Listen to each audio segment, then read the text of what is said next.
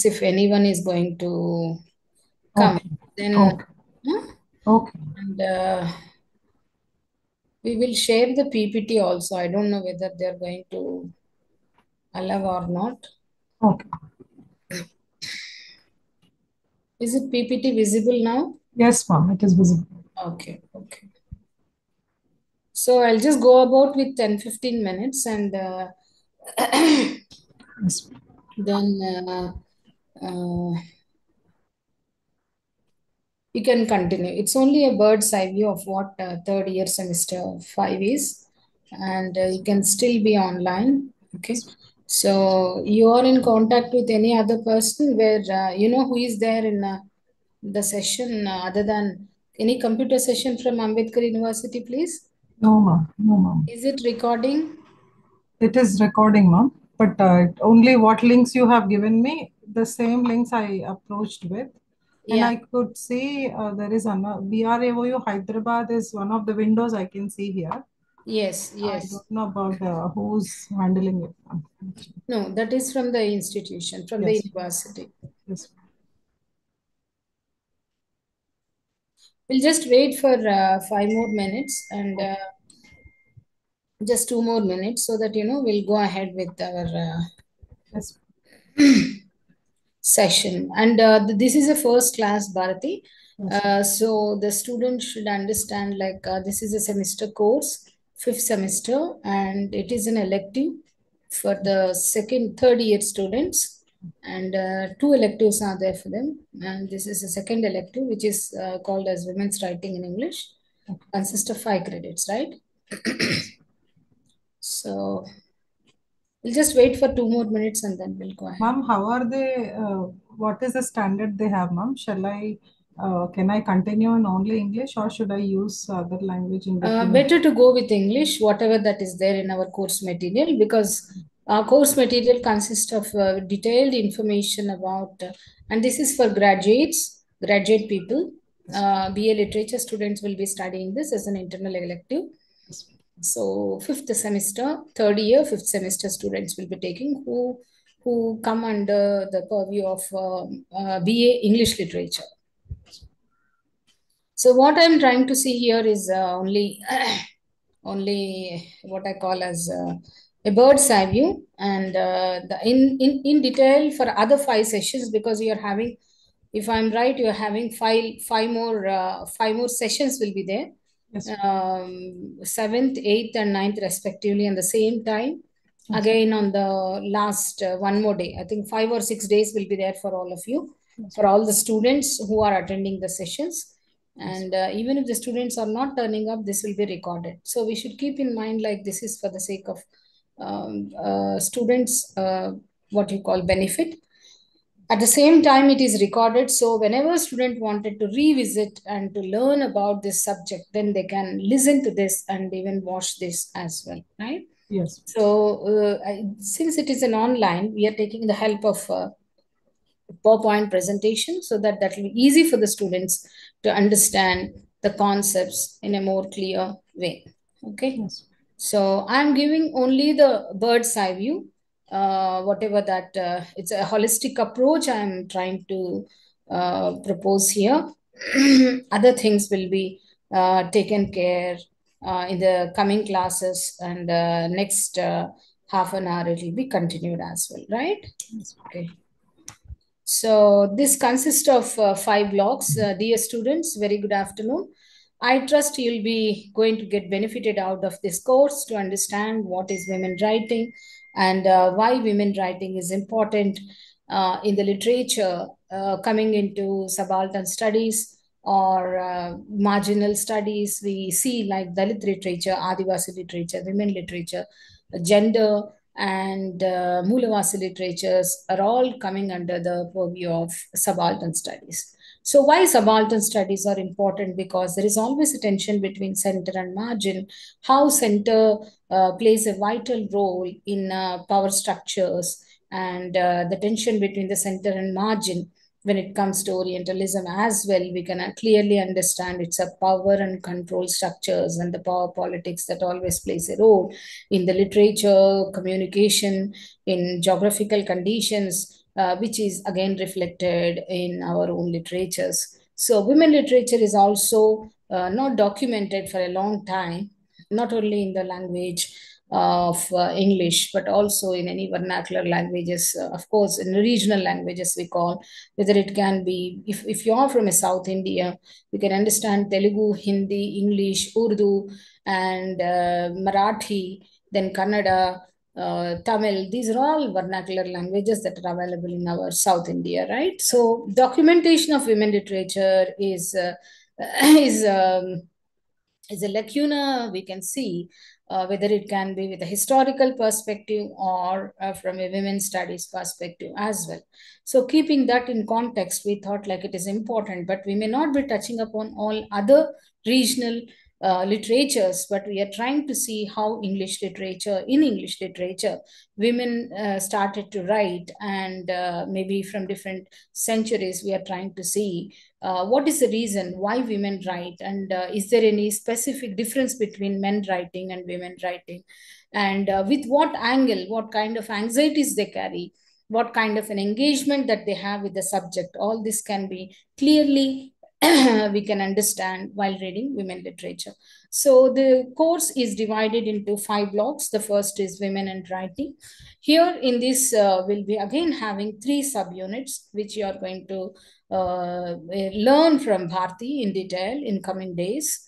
And so you have another 3 units which are trying to see how why it is important to write as a woman, and how women and writing is not documented, and what kind of writing they write, and what kind of ideas they generate. All this are very very clearly given, and you can learn from that as well. Like it gives a lot of interest for us to see from a different perspective how important to learn one part of human race we can call, because all said and done, it's a documentation is all from the one perspective, whether it can be historical or in literary forms. So why it is like that, and what can be the reason for it, this all are discussed in the unit 1, where it gives a bird's eye view of understanding women literature, understanding women's perspective, and the very reason of why women should write. Okay, coming to the second unit, it's subverting the canon, because it's all about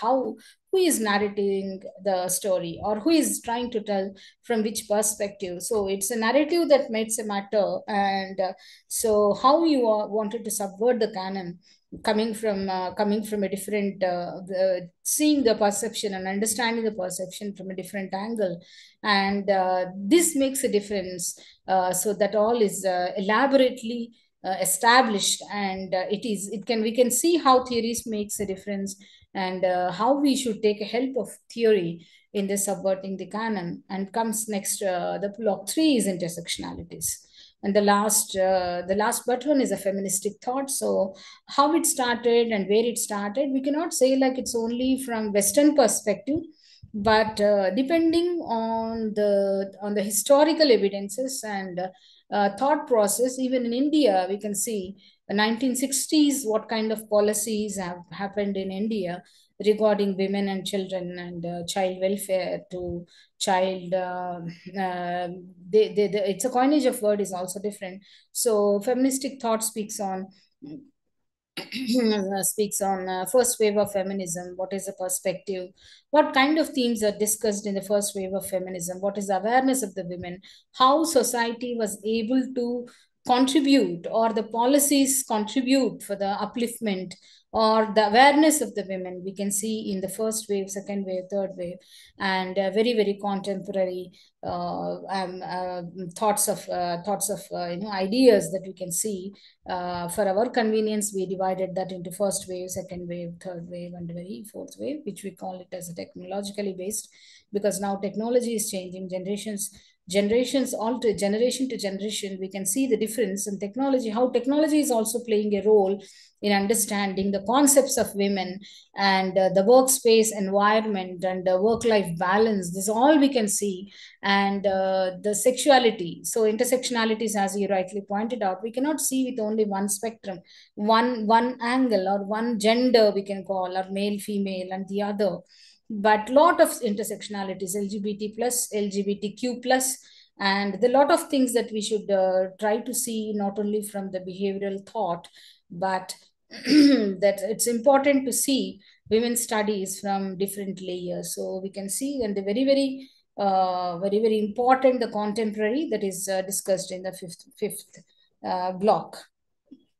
So this is only a bird's eye view. I'm not going in depth because I thought like you all need an idea about what you are reading. That's the reason I'm trying to give this perspective. Okay, so block one is women and writing. So here, as I said, the first unit goes with women, writing, and self. Second is the women question, and third is personal is political. Why? What is this question of women? Women question, and uh, why? I mean, the question here is every time we look back and see like how it makes a difference in the contribution of society upliftment, and what kind of environment is there for a woman to write. And personal is political is very important, because generally it is a perceived notion, and notion that it happens to others but it is not happening to me, or the generally people will not accept that it is from my perspective. And the policy, at the policy level, what kind of sensitization is required, and what kind of awareness is also needed for the policy makers. So this personal is political is a very theoretical. Generally, we say like it is apolitical, right? So all this perspective comes under women and writing. This is only tip of the iceberg. Once you start reading, my dear students, you thoroughly will enjoy. This is because it comes under anthropology, very existence of the one species, and one existence of how sex is different from gender, and how sex defines the gender and society defines the gender, though they are born in equally. But so opportunities, how opportunities matters to the women, and what kind of opportunities they are exposed to, and how it is important. So all these are discussed in the block one. Coming to theme of its dependent and exploitative relation issues around women experiences, we are just giving an example of it, like how dependent and exploitative relationships are there in the women, and a stereotypical understanding why women are very labeled, and what kind of images we see in the society, what kind of images are important for the society to keep the wheel running. And so stereotypical becomes very general, and it is popular as well. Stereotypes are popular.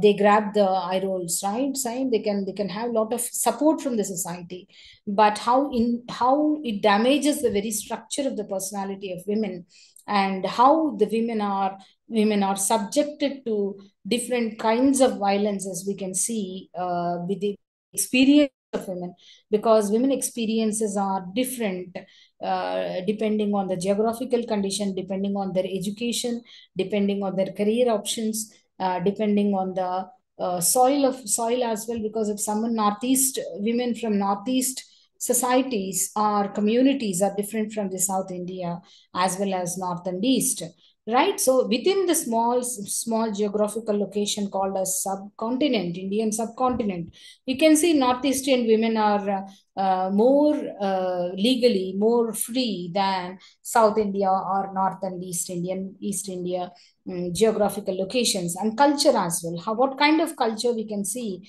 the exposure of education or knowledge systems, how culture influences or religion influences, all this can be seen in the stereotypes. So this is some parts of it that I'm just touching upon. Embarrassment to articulate what would be done, and society's normative perception.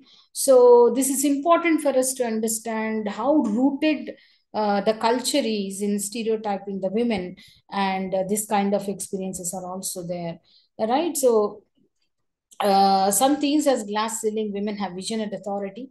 So superiors find women dedicated relationship with male colleagues, because we are not only trying to see women from a what you call domestic angle, but we should see professional places as well.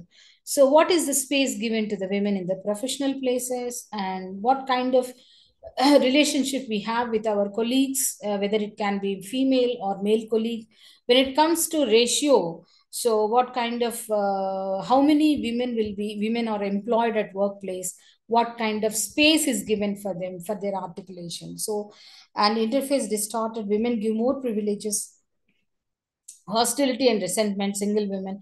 These are some themes that we revolve upon in the textbook specifically, which was implied because we thought we need to have an idea, students should have an idea where women are subjected to discrimination and subjected to violence as well. Okay, so coming to this multiple social roles and relationship, what it means to be a daughter, because these multiple roles or multiple dimensions in a relationship of a girl or a woman, for that matter, all the time in the Indian subcontinent, we are trying to see, yeah, because it's more about women's studies is not only theoretical, but it is more somewhere it is directly related, not only from a personal perspective, but every in one way or the other, the society influences and socio-political economic conditions of the women are directly related to the positioning of the women, how they are positioned, right? As a daughter, where they are positioned, as a wife, as a daughter-in-law, as a mother-in-law, or if they are a single woman or member of the community, what kind of roles they are assigned. So this is very important because the moment you are given a position, or you are standardized positions,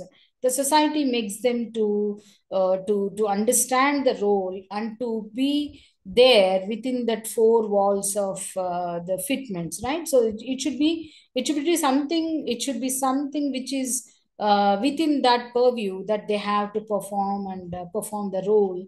But what exactly is missing in them?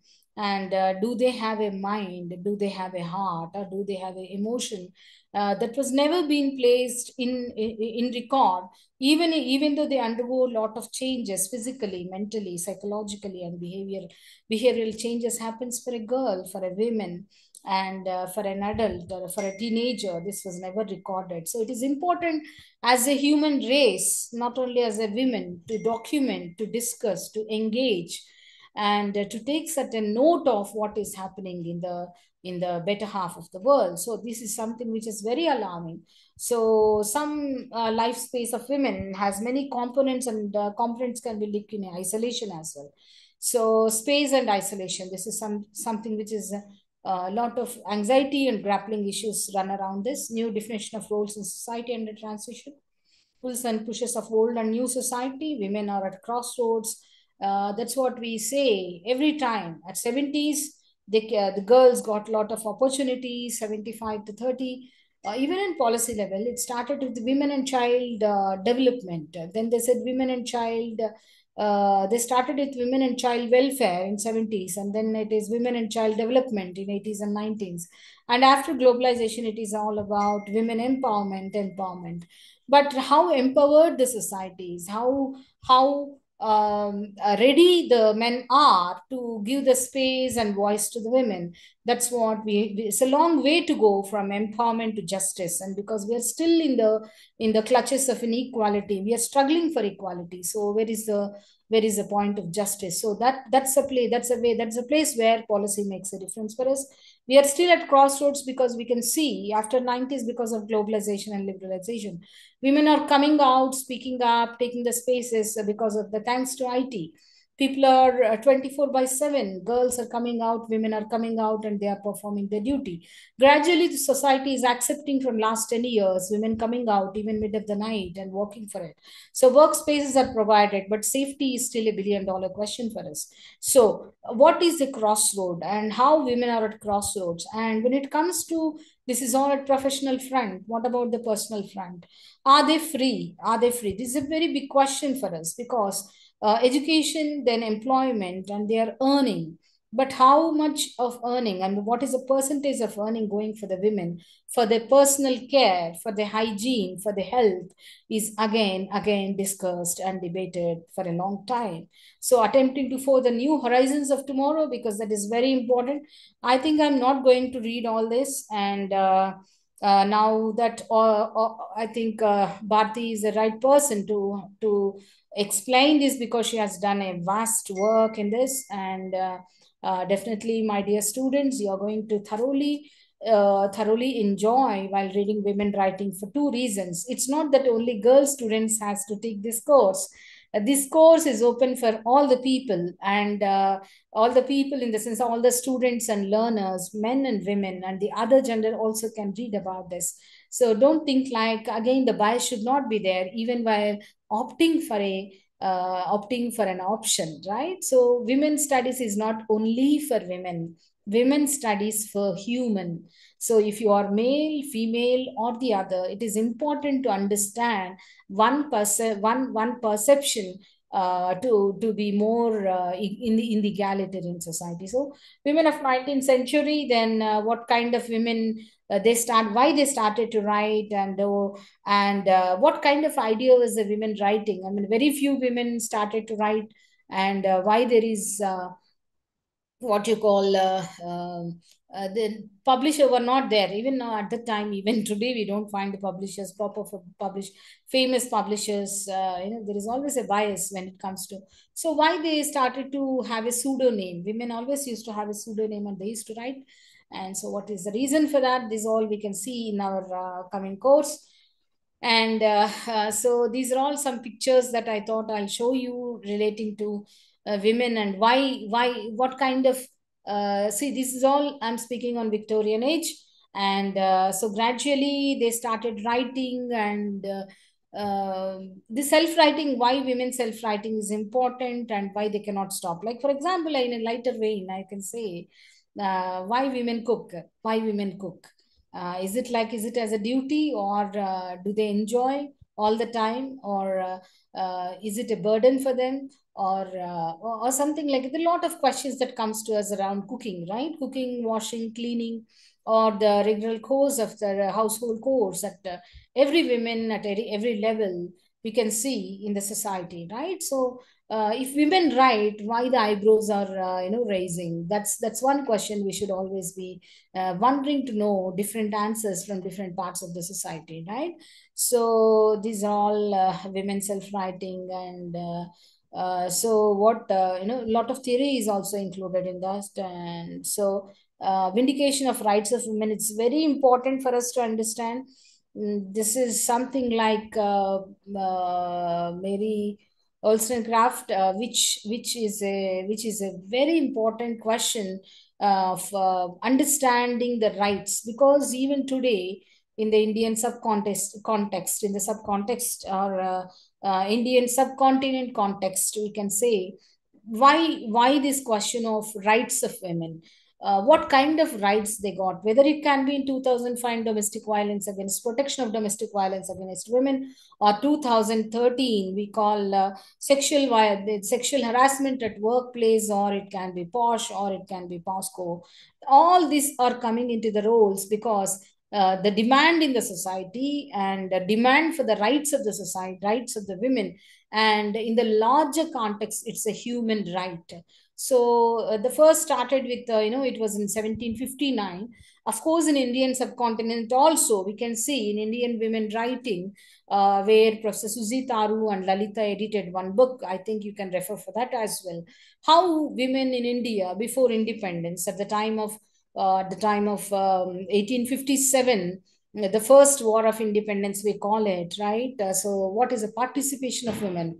Or very recently, the Telangana Rajakars movement, how what kind of women participated? So, all these women come under the purview umbrella term called women's studies. So this is important for us to know the contemporary ideology, and even today, whether it can be at policy level or constitutional level, it is very important to safeguard the rights of women as human rights. So I'm just skipping all these things, and thank you so much, Bharti, for being here. I just thought, like, because maybe Thank sometimes you. we may not be able to uh, make up. So this, I just made some an attempt for you. I think so. This will give an idea for them to understand concepts of women in a broader perspective. Thank you so much for listening, my dear students. The next I am handing over to Bharti, Dr. Bharti, for this the next continuing for the next session. Thank you so much, Bharti. You can Thank take. you, Mom. Thank you so much, Mom, for the wonderful introduction. It was necessary, it was quite enlightening and quite resourceful, Mom. That gave me a boost up to continue with my session with adequate energy and interest and enthusiasm. Thank you, Mom. Thank you so much, Mom.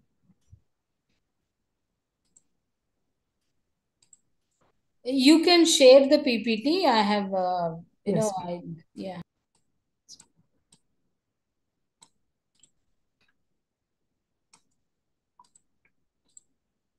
Mom, is it visible, Mom? Is it showing, Mom?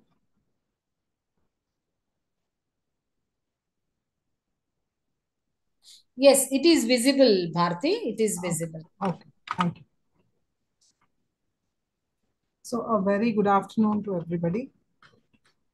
uh, this particular session, which is given to me, first of all, I'm very much thankful to the Dean of Arts, Professor Rani Rajita Madriva, for providing me an opportunity to be able to take this session on women and writing. And me having my own PhD thesis on similar works, and I believe my both theoretical and practical knowledge or the information that I have on this matter would be definitely beneficial to the student learners in this particular session. Therefore, I would like to start with introducing what is exactly women and writing, and then I'll be continuing with the rest of the part. I would start with Unit 1 here. So, Unit 1, where the introduction goes this way. When we talk about women and writing, so historically, we see that women have faced significant challenges in the field of writing, especially. Of course, facing challenges is a common thing for women in every field for that matter. But specifically, as this course refers to women and writing, I would like to talk about the challenges that are involved in women's writing, which is quite referential to the unit that we are discussing currently.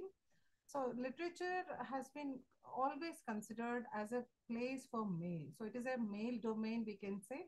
And we see that women were always, especially in the olden days, we got to see that women were discouraged from pursuing, uh, their genius or the literary career, especially by using their genius and their intellectual abilities.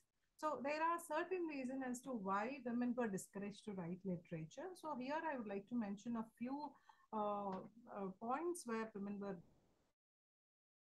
Lack of education and literacy used to be a common thing across women's lives, respective of the region and the locality they live in, or the kind of standard they have in their, or the status they have, or the race they belong to, or the uh, you know, especially women gender had this problem. And I can say, as ma'am rightly mentioned earlier, it was prevailed and it has been prevailed. Yet we see that not every woman is encouraged to get educated. Even in rural areas, if we see, even today in villages, a girl child is not given as much as priority when it comes to sending her to education, while a male child is given priority in this case. Especially boys are given technical education so that they can pursue better careers and they can earn better, they can have a good standard of living. On the other hand, it is believed that women should be given, girls child grows up and gets married and goes to a different house. Therefore, her education is not given as much priority as the priority is given to the male child's education. So it has been there, it was the history, and it is still remaining the similar condition. Anyway, we are talking about the previous conditions. Therefore, lack of education and literacy was one of the a major reason where women were discouraged to pursue literature careers. And we also see that biased cultural norms and expectations used to be the second thing, where cultural norms usually is say that a wife or a woman who is married is expected to handle the wifely duties. For that matter, you can take not only the Western examples, even if we take Indian examples, or for that matter, any example we take, any culture basically is patriarchal in nature. Naturally, they expect the society expects women to handle things in such a way that they first do not neglect their wifely duties or domestic domains, and then only they should be able to do anything other than these things. So biased cultural norms and expectations also brought this picture into view of people. And the limited access to publishing for women has been there right from the beginning, where women publishing a book used to be considered as a shameful act. In fact, women did not have a place to vent out their frustrations or to put their expressions forth to people by any means. So, having this kind of conditions, limited access for publishing for women has been given. And we also see economic dependence of women. Before first and second world wars, we did not see women going out of the families and working, even in western countries, or in indian country, in india or any asian countries. Right from the beginning, women had this economic dependence, which was a forceful condition that has been created. So women did not have the thought itself that they have to go out, earn money, and take care of. So women were basically considered as nurturers, caregivers, rather than being considered as providers. Therefore, economic dependence has been already there. When it comes to women gender, and lack of role models for women writers. If we see even in Indian examples, if we take like Mahabharata or Ramayana, we say Vyasa Mahabharata or Valmiki Ramayana. That means male writers have been predominantly dealing with literature right from the beginning, right from the ancient times. If it is India, even abroad, if you see, majority of the times we take the names of Chaucer or Shakespeare, but we don't take the names of any female writers in the olden days, except for the modern and postmodern periods. Therefore, we see that women writers did face the trouble of lacking role models right from the beginning. So that was another reason where women writers were lacking that torch bearers for their pursuit of writing careers. Having said all these things, uh, we definitely can say that women writing was not easy. It has been always challenging for them. It was a male dominant area where women had to face a lot of struggles to pursue this career. So moving ahead, uh, so if we go through the examples that have been mentioned in Unit 1, we see that Charlotte Bronte and Robert Southey's were one of the examples that gives us a clear picture as to how women were not allowed to pursue writing careers. So you see that in 1836, when Bronte, who later became one of the famous or most acclaimed Victorian novelists, she sought some advice from poet laureate Robert Southey. She wanted to pursue the career in writing poetry, etc. But outrightly, bluntly, Southey responded saying that literature was not meant to be a woman's business. It is a distraction for a woman from carrying her wifely duties. Then he simply advised her review or revise or rethink about her decision to pursue a career in writing. So this reflects something that the societal belief that tells that women should remain silent and modest, and women are writing career or writing any sort of literature is a domain of masculinity, or it is associated with masculinity. It is a male domain. It is not encouraged. It is not encourageable for women. This is a kind of thought that has been prevailing from the beginning. Even in 19th century, we could see the same notion.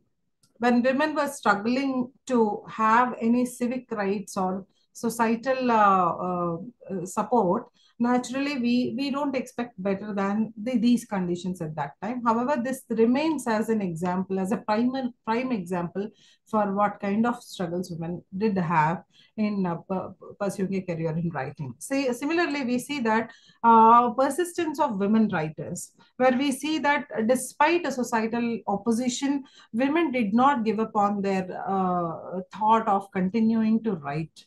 they did have that enthusiasm. One example we can say, so they did write many different types of literature, but initially they had to start with something called like diaries. So their day-to-day life incidents, or their routine, their expressions, their emotions, their thoughts, all these things they started putting into their diaries, which did have something called autobiographical elements, we can say. So journals were different, like how we see writing essays, or we see writing, some sort of, today we see different ideas are put in research papers and published. So at that time, they used to call journals, where their ideas on a particular aspect, they have to clearly, extensively write some thought that exists in their mind. They used to publish in journals. Similarly, letters. So different emotions used to be written in letters, which carry a particular, an idea about a particular issue is mentioned in the letter, and extensively it has been mentioned, and all the angles of that particular problem, or all the dimensions of the problem, or directions of the problem has been mentioned in the letters, and they used to have a very good personal touch out of the day. So diaries, journals, and letters are something that they used to write, as they used to be the primary models, modes of self-expression, we can say. So this is how they used to continue their, not give up upon their interest, enthusiasm in writing, but to continue writing in these areas. And we can see one of the examples, that 18th century Anglo-Irish poet, Letitia Pilkington, who describes her desire to write as an incurable disease. This sounds really painful to us, but at the same time, it also tells us how enthusiastic they were. For instance, somebody snatches away the pen and paper from your hand where you are about to write something, and you have something called powerful overflow of your beautiful thoughts, like how William Wordsworth mentions that poetry is nothing but it's an overflow of powerful feelings. But if you have powerful feelings which are overflowing, and you do not have the opportunity to write on by taking a piece of paper and a pen, how painful it turns out to be. When people make mention that it is a sort of disorder that you want to write being a woman, if something like that a person is I can say probed, or discriminated and criticized, then how does it feel?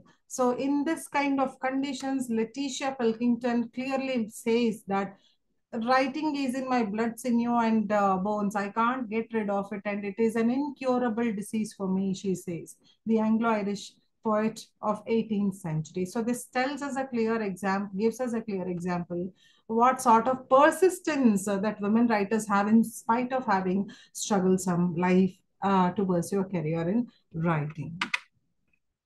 So when we move ahead, we see that Sandra Gilbert and Susan Gubar, these are the two writers, feminist scholars, introduce us to the theory, introduce us to the notion of anxiety of authorship. Usually, any particular author might feel anxiety.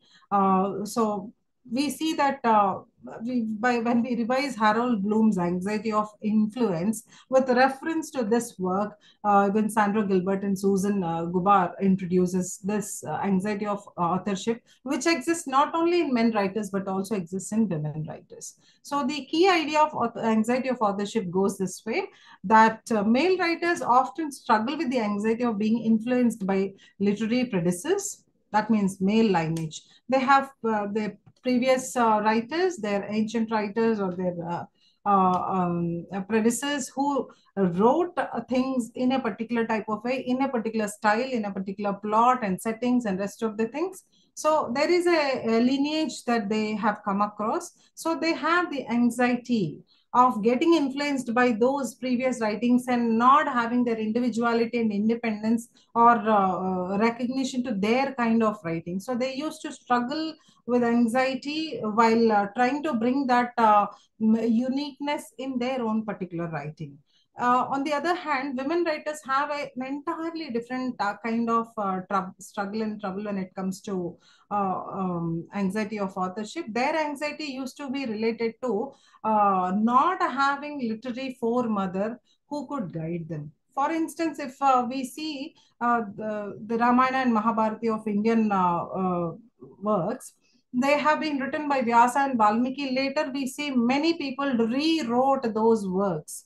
Many male writers did attempt. For instance, we can take Tulsidas Ramacharita which is the Avadhi version of Ramayana. So same thing, if we see, women writers also should wanted to have some sort of literary for mothers, where they could have some sort of referential point where they can come up with some idea, and then they could continue with their own unique or peculiar style of writing. But that they had to miss. They did not have the opportunity as such, because literary for mothers never existed. Ancient times, we never saw women writers taking prominent positions, or for that matter, having an opportunity to write and flourish as writers. Therefore, women writers had really an entire paradigm shift in coming to when we talk about anxiety of authorship.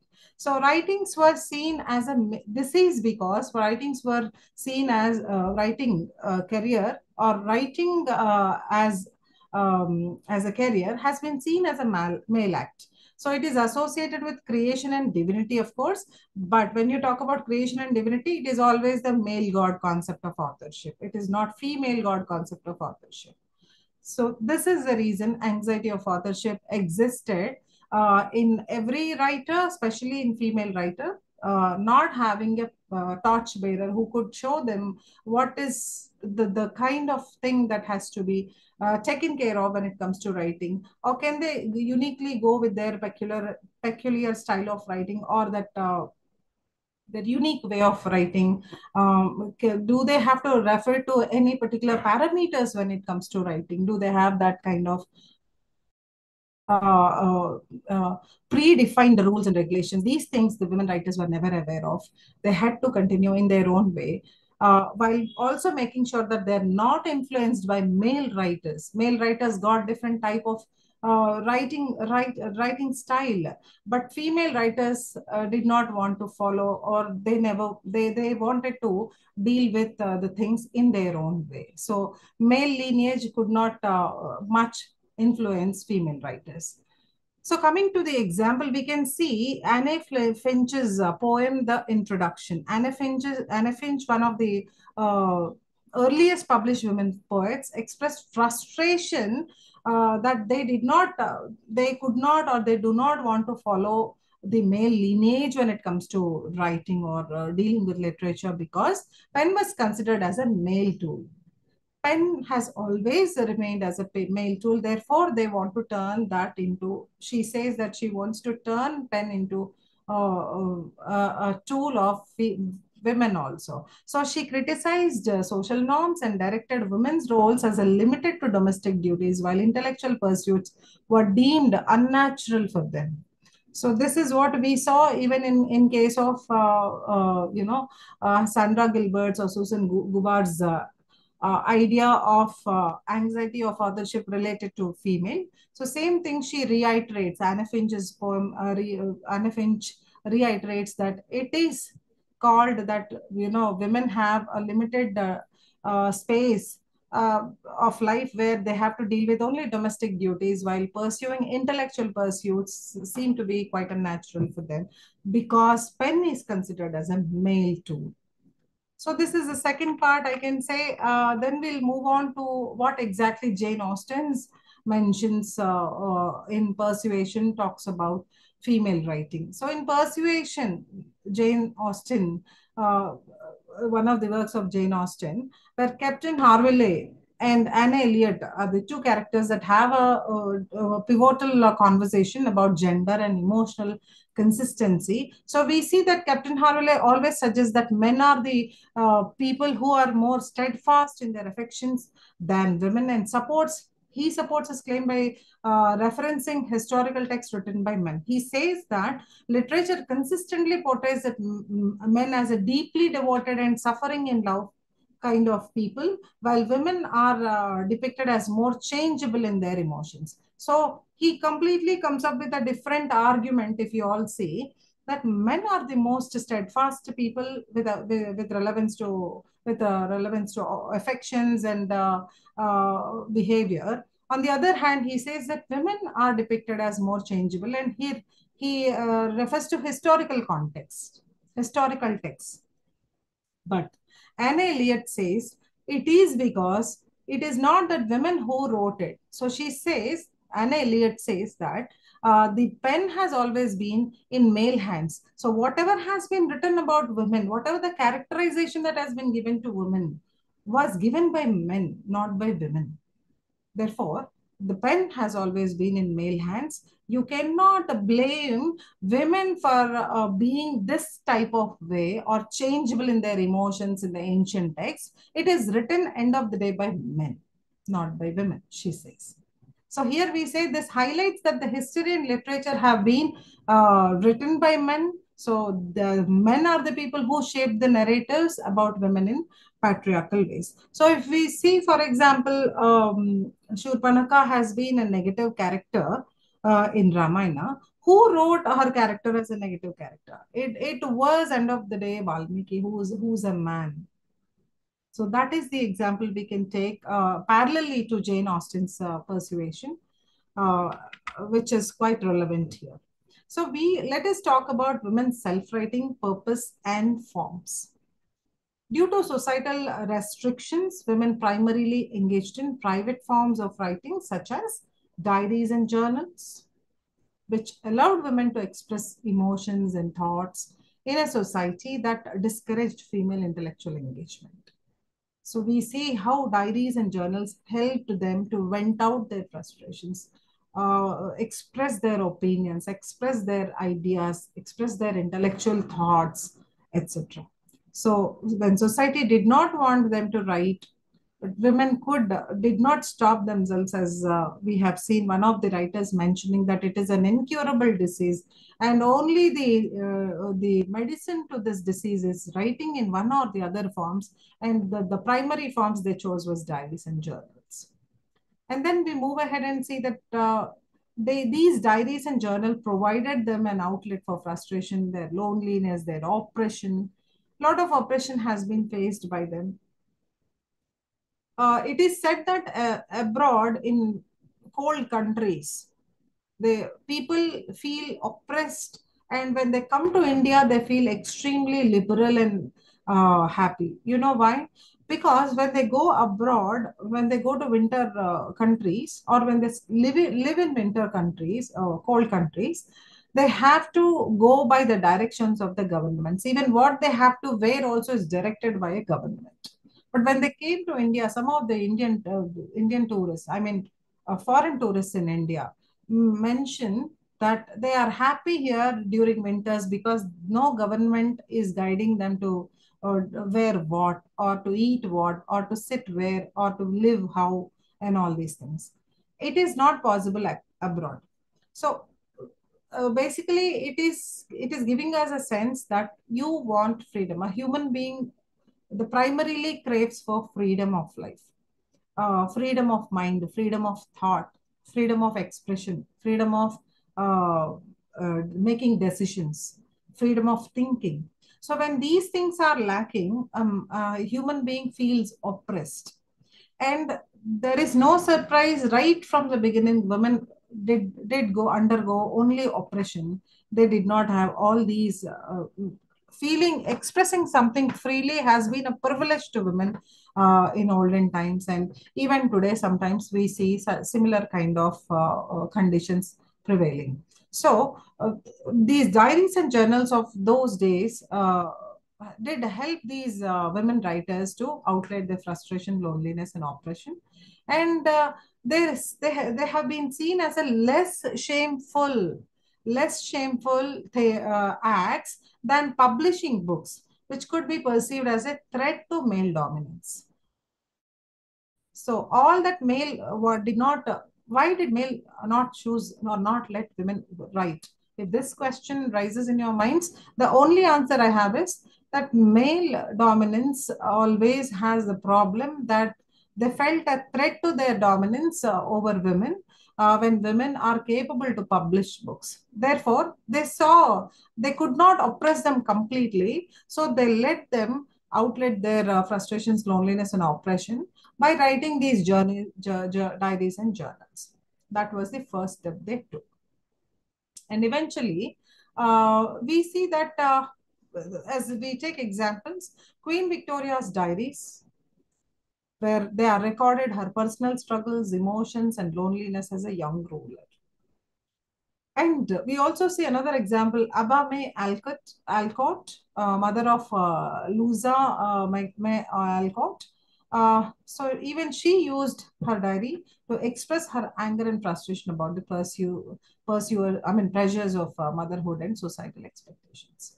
So these are a few examples we can take when it comes to mentioning about diaries and journals, which allowed them to emotions and thoughts. So this is about women self-writing, purpose and forms.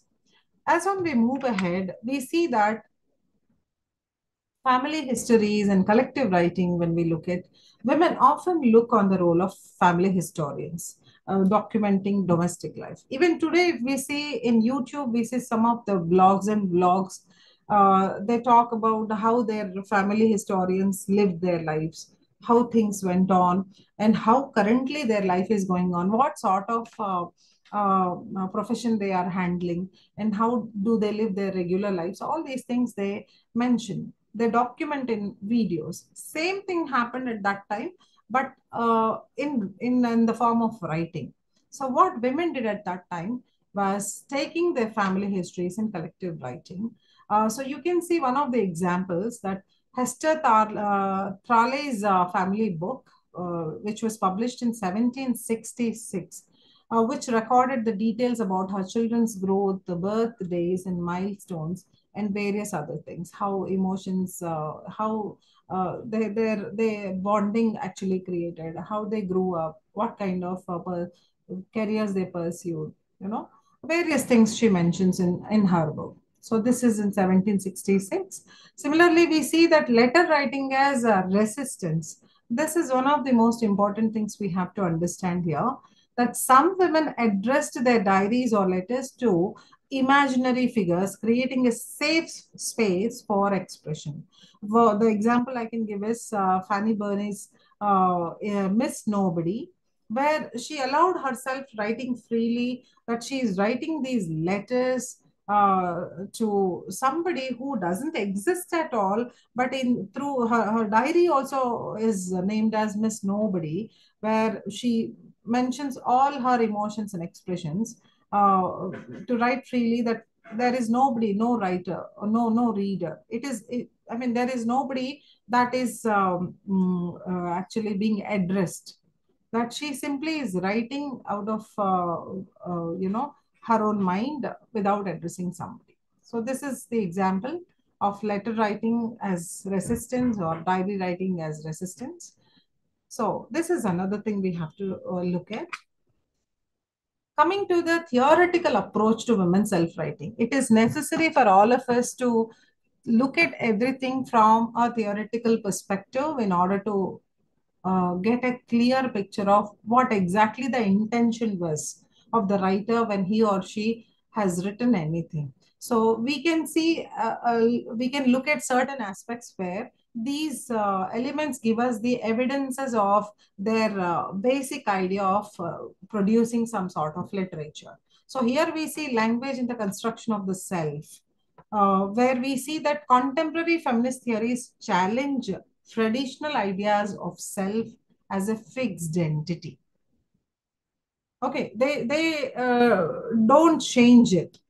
So we also see that the self is shaped by language and society rather than being purely individual.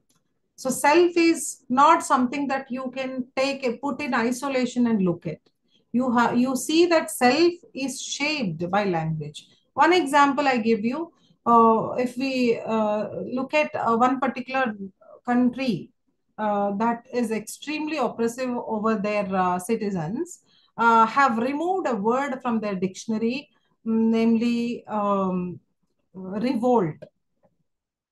South Korea, for instance, you can take, or any, sorry, North Korea, you can take, for instance. So, any one particular country which is not liking somebody behaving in a particular type of way, they remove that word from the dictionary. They make sure that the people cannot access the word at all. If they don't know the meaning of that word at all, how can they do, how can they act upon that particular aspect? So, they do not know something, the word revolt, they cannot even revolt because they don't know the meaning of the word revolt, and they don't know that the word exists at all.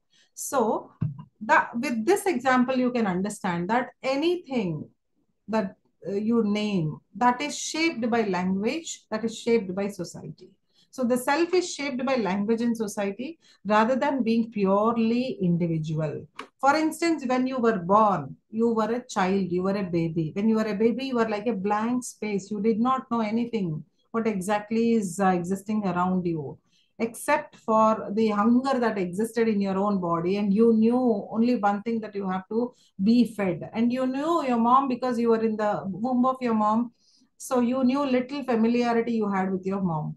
So how were you shaped to what you are shaped today? What these thoughts, these ideas, these languages that you know, all these things are shaped by the society, the circumstances you have.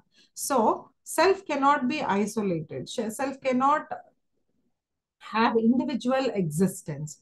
So, what she says here is language in the construction of the self has to be looked at. I mean, I can say that theoretical approach, when you give to any particular text or concept or work, you have to say, you have to look at it from by taking something as a parameter. So language can be one, and you see the society that you live in. So with this approach, Cynthia Gannett argues that language can both empower and marginalize women. So what exactly did your society tell you, that what kind of women you should be if you're a woman? So it tells you, for instance, you have to live at home, live only inside a house. You have to live in a kitchen. You have to cook for your family. You have to only pursue domestic life. You cannot go out. If this is the notion that has been imbibed into your mind, insinuated so well, that injected in your body, so your body, blood, mind, everything says that, considers that as a right notion for yourself. So that is empowering or marginalizing. You can decide.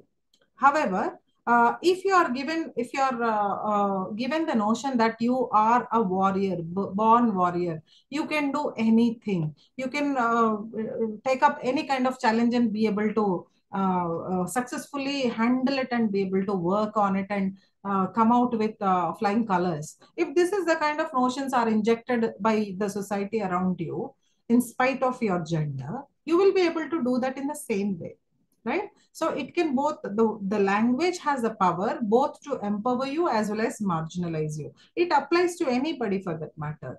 But when it comes to women, since we are discussing about women self-writing, when women self-writing was the referential point, we see that Cynthia Garnett gives a theoretical approach to this thought, that language, which we have to use as a tool in order to produce any kind of literature, can empower you as well as marginalize you. So it can do anything, she says, by saying that self is shaped by language and society. Coming to the next point that we have to understand here is the shift from autobiography to life writing.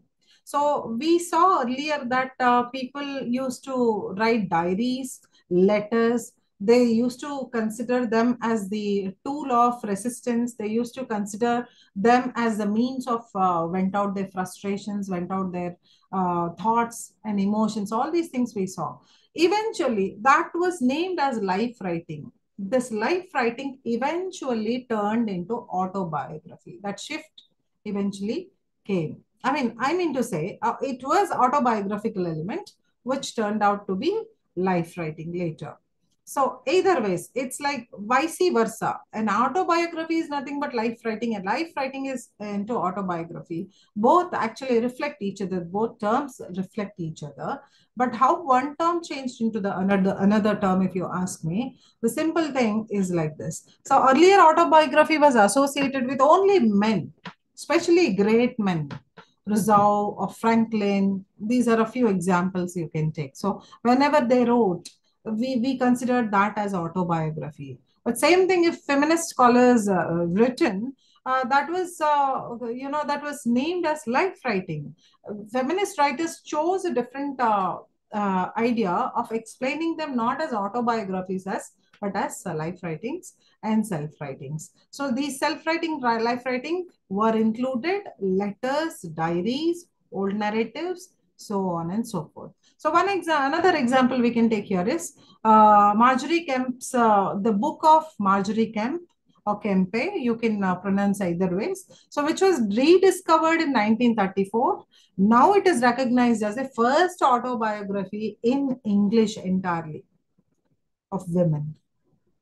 So we see that shift from autobiography to life writing. So we can see how things are getting connected. Initially, we saw how women were marginalized and did not give the opportunity to write anything, but how women could not resist from the urge to write and produce literature. So initially, since they were not allowed, they did not give up on that, but they tried different ways to write, and all they chose was to write their family different situations of family as their routine of their life, and they have put everything in diaries, in journals, and in different letters, etc.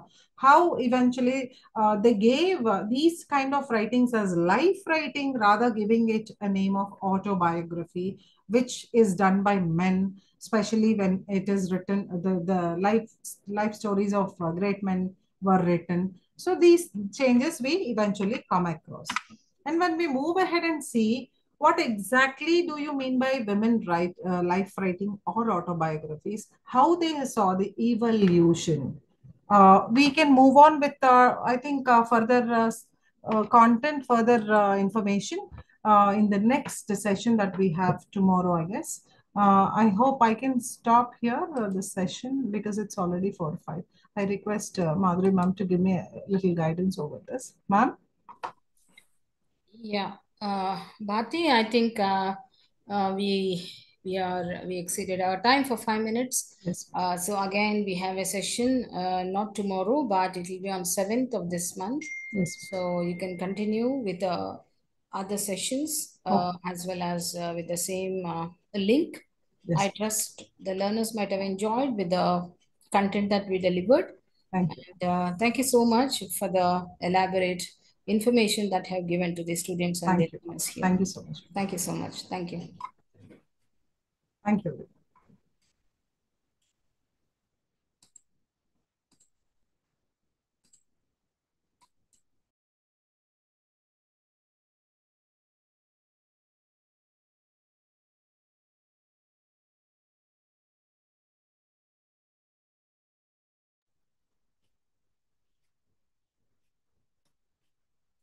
Is there anyone in the Ambedkar University coordinators, please? Anyone from Computer Center? Anyone from Computer Center, Ambedkar University? Can you listen to me? I think the time is completed and we can leave now. Thank you so much.